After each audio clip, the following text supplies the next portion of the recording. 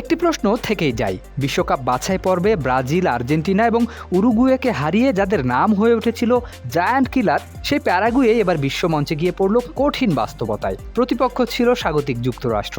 ফলাফল 4-1 গোলের এক পেশে হার।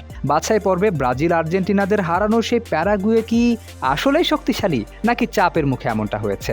আসুন এবার বিশ্বকাপের ম্যাচে ফেরা যাক। ম্যাচের আগে বড় শঙ্কা ছিল জুলিও এনসিসোকে নিয়ে। চোটের কারণে তার খেলা নিয়েই ছিল অনিশ্চয়তা। শেষ মুহূর্তে তাকে ঝুঁকি নিয়ে মাঠে নামালেও ম্যাচে তাকে কার্যত খুঁজেই পাওয়া যায়নি। অন্যদিকে মিগুয়েল আলমিরোনও ছিলেন নিষ্প্রভ। যার উপর ভরসা করেছিল পুরো আক্রমণ ভাগ, সেই তারকারাই যেন হারিয়ে গেলেন আলো থেকে।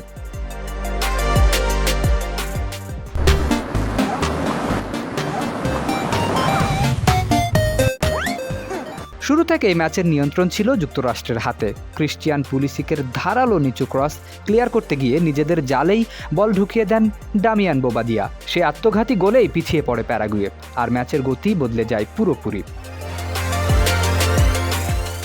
পিছিয়ে পড়ার পর কোচ গুস্তাভো আলফারোর দল ছক বদলাতে বাধ্য হয়, কিন্তু ততক্ষণে ম্যাচের নিয়ন্ত্রণ অনেকটাই চলে গেছে স্বাগতিকদের হাতে। প্রথমার্ধ শেষ হওয়ার আগেই টানা আক্রমণে আরও 2বার ভেঙে পড়ে প্যারাগুয়ের রক্ষণ। ফ্লোরিয়ান বালাগানের জোড়া গোলে বিরতিতেই 3-0 ব্যবধানে এগিয়ে যায় যুক্তরাষ্ট্র।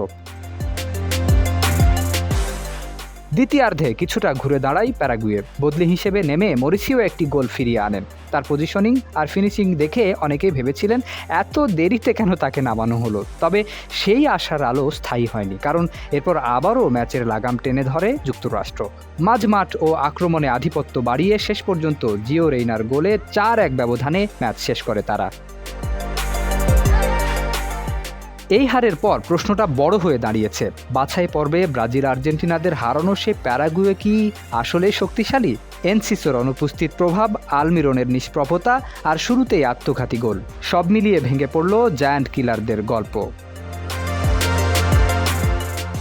শরীফ উদ্দিন, ইত্তেফাক নিউজ।